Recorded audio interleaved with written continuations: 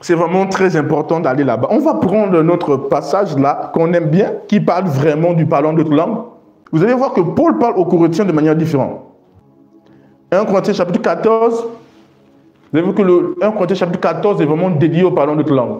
Quand on lit le livre de 1 Corinthiens chapitre 14, nous allons voir que l'apôtre Paul va répondre à certaines préoccupations. On va lire tout le chapitre. 1 Corinthiens chapitre 14, verset 1. Recherchez la charité, aspirez aux dons spirituels, mais surtout à celui de la prophétie. En effet, celui qui parle en langue ne parle pas aux hommes, mais à Dieu, car personne ne le comprend, et son esprit qui dit des mystères. On avance. Celui qui prophétise, au contraire, parle aux hommes. Les édifie, les exhorte et les console. Celui qui parle en langue s'édifie lui-même, celui qui prophétise édifie l'Église. Verset 5. Je désire que vous parliez tous en langue, mais encore plus que vous prophétisez. Celui qui prophétise est plus grand que celui qui parle en langue, à moins que ce dernier n'interprète pour que l'Église en reçoive l'édification. Et c'est là où il y a un problème. Les gens disent, waouh, vous voyez ce que Paul a dit? Paul a dit que c'est important d'interpréter. Mais certains n'ont pas compris le contexte dans lequel Paul parlait. Nous allons le comprendre. Verset 6, il dit, et maintenant frères, de quelle utilité vous serais-je si je venais à vous parlant en langue, et si je ne vous parlais pas par révélation ou par connaissance, ou par prophétie, ou par doctrine? Si les objets inanimés qui rendent un son, comme une flûte ou une harpe, ne rendent pas les sons distincts, comment reconnaîtra-t-on ce qui est joué par la flûte ou sur la harpe? Et si la trompette rend un son confus, qui se préparera au combat? De même, vous, si par la langue vous ne donnez pas une parole distincte, comment saura-t-on ce que vous dites? Car vous parlez en l'air. Quelque nombreuses que puissent être dans le monde les diverses langues, il n'en est aucune qui ne soit une langue intelligible. Si donc je ne connais pas le sens de la langue, je serai un barbare pour celui qui parle, et celui qui parle sera un barbare pour moi. De même, vous, puisque vous aspirez aux dons spirituels, que ce soit pour l'édification de l'Église, que vous cherchez à en posséder abondamment. C'est pourquoi que celui qui parle en langue prie pour avoir le don d'interpréter. Les gens disent, ouh, Paul insiste encore ici. Il dit, il faut le don d'interpréter. Certains n'ont pas compris ce que Paul voulait dire. Verset 14. Car si je parle en langue, mon esprit est en prière, mais mon intelligence demeure stérile. Que faire donc? Je prierai par l'esprit, mais je prierai aussi avec l'intelligence. Je chanterai par l'esprit, mais je chanterai aussi avec l'intelligence. Autrement, si tu rends grâce par l'esprit, comment celui qui est dans les rangs de l'homme, du peuple, répondra-t-il Amen à ton action de grâce, puisqu'il ne sait pas ce que tu dis? Tu rends, il est vrai, des excellentes actions de grâce, mais l'autre n'est pas édifié.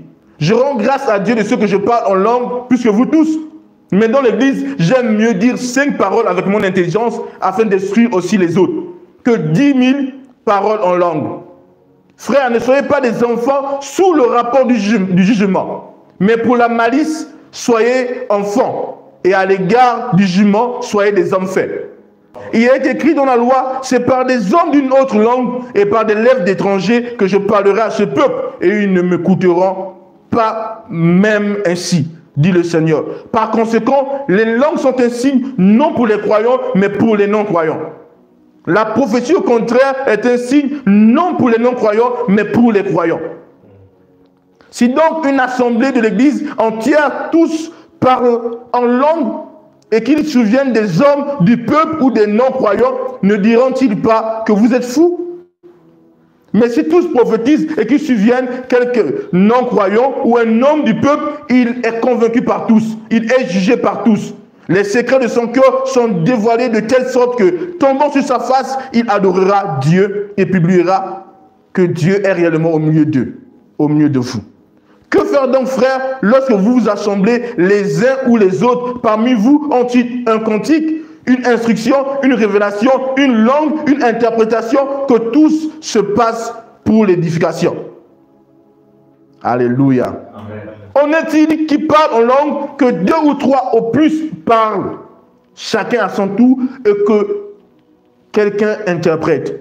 Certains se sont arrêtés ici. Ils ont dit, Paul interdit encore de parler en langue dans l'église.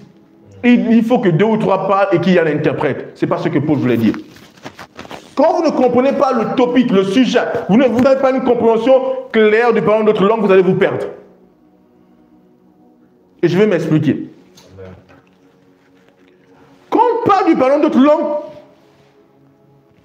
il y a plusieurs qualités de langue. Parce que le Seigneur a dit qu'ils parleront des nouvelles langues. Amen. Nous avons vu qu'à la Pentecôte, les disciples ont reçu la capacité surnaturelle à parler des nouvelles langues. Mais un grand nombre, ils se sont exprimés dans des langues intelligibles, Amen. Dans des langues humaines. Et c'est à ce moment-là qu'on dit que c'est un signe pour les non-croyants. Parce que les non-croyants les ont entendus parler dans leur langue maternelle. Amen. Et ils révélaient les mystères de Dieu, les merveilles de l'Éternel. Tu vois quelqu'un, il est un russe et il est en train de parler en Wolof. Tu sais qu'il n'est pas Wolof, mais il est en train de s'exprimer en Wolof. Tu dis, mon Dieu, ça c'est pas possible. C'est pas possible. Il parle dans ma langue maternelle. Il a ton accent et tu dis, waouh. Ils savent que ces gens, ce sont des juifs. Mais comment ils peuvent parler dans nos langues maternelles? Comment ils peuvent maîtriser cela? C'est à ce moment que c'est un signe pour les non-croyants. On dit la multitude s'est accourue pour dire, mais mon Dieu, ces gars sont en train de s'exprimer dans nos langues maternelles. Comment c'est possible?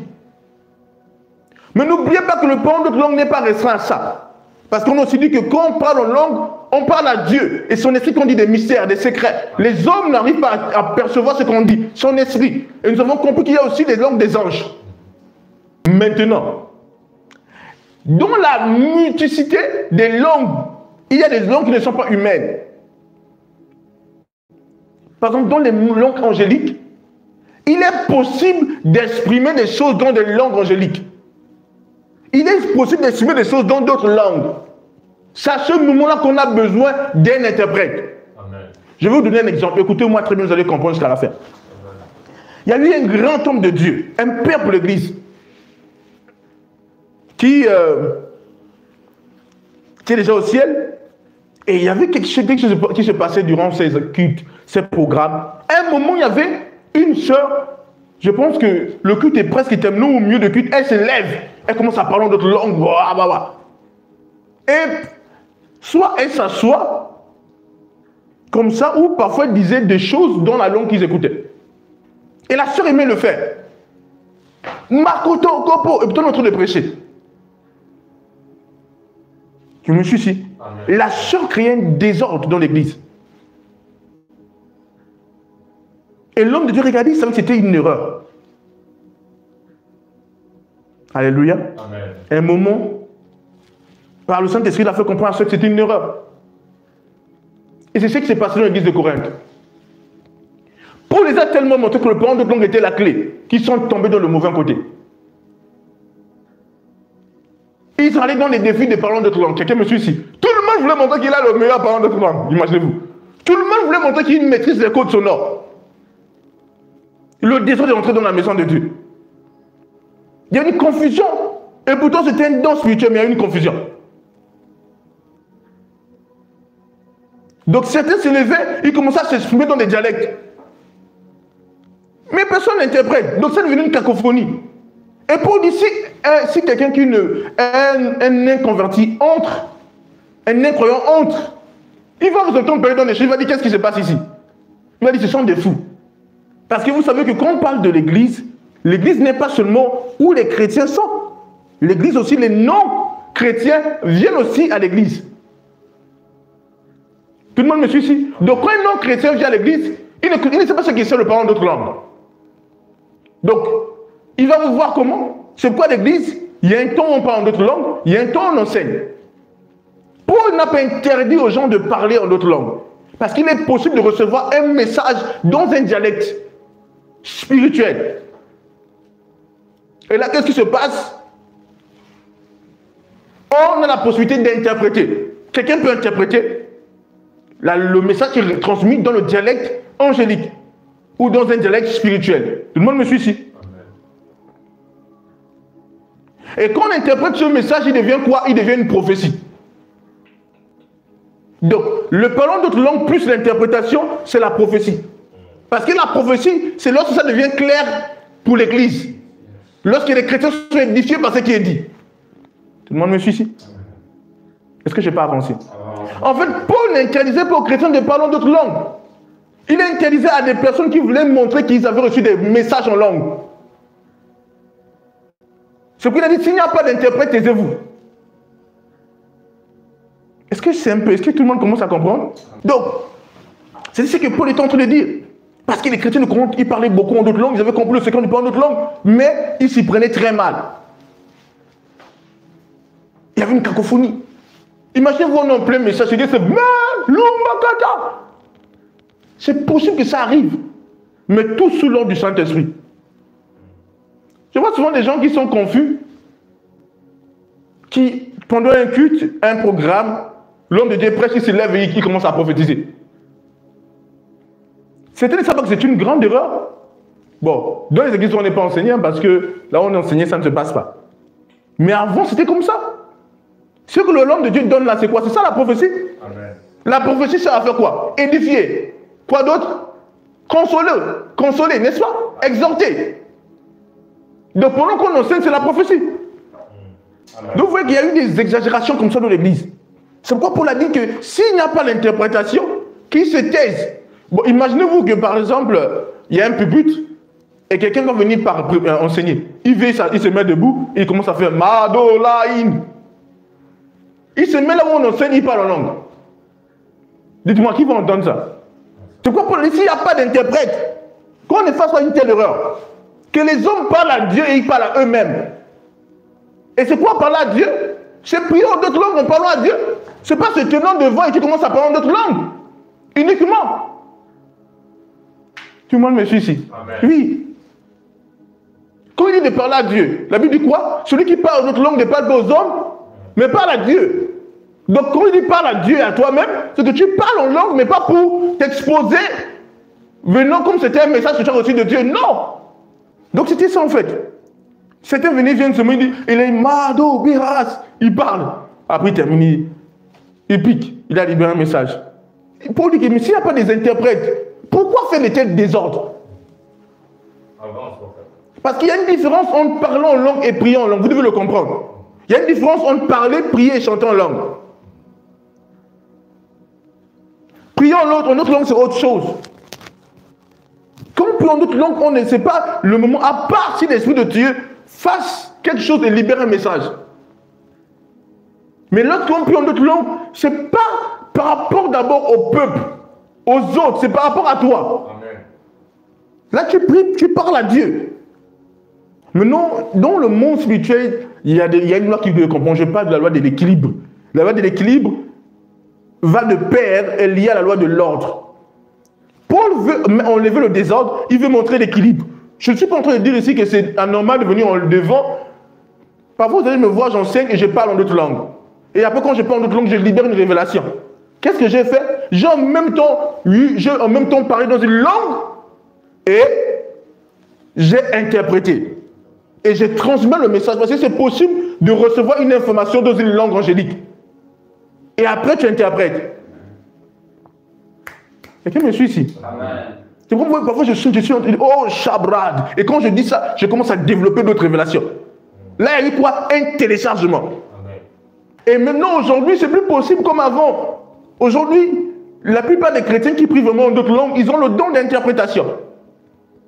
Si tu reçois un message, tu peux comprendre ça. Quand moi je reçois des messages en langue, je comprends. Je peux je suis emporté. Mais pendant que je parle, là, je suis en train d'écouter ce que je suis en train de dire. Dans mon esprit, Dieu me donne la capacité d'interpréter. Tout le monde me suit ici? Oui. C'est pour vous qu'à la fin, Paul dit quoi? Il dit, écoutez bien ce qu'il dit. Il dit, on va lire verset 27, il dit, on est-il qui parle en langue, que deux ou trois ou au plus parlent, chacun à son tour, et que quelqu'un interprète. Tu comprends ce que je suis en train de dire?